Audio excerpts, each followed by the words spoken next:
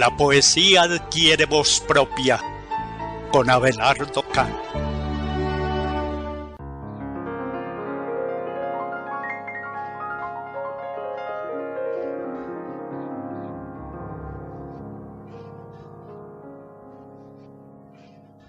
El sonido de tu gracia, hermano Claudio.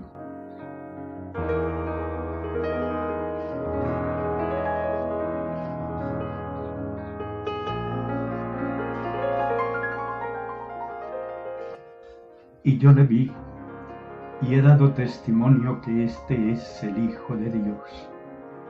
Juan 1:34.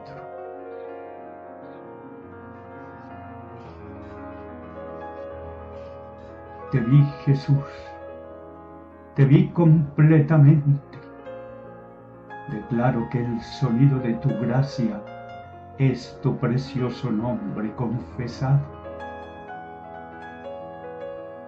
Declaro a las furiosas potestades del aire, de la muerte y del infierno, que ángeles saludan tu victoria, que toda enemistad quedó resuelta en la locura de la cruz sangrienta.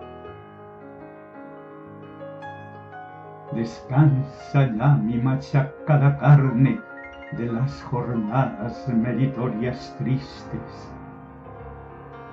Qué alivio fue encontrarme con tu gracia, y qué bendita paz consuela el alma al despertar cada mañana limpio.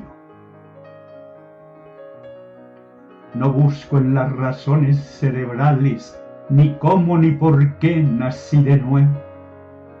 Confieso que el Señor es verdadero, su brazo me sacó del cautiverio, me hizo un vencedor por su victoria.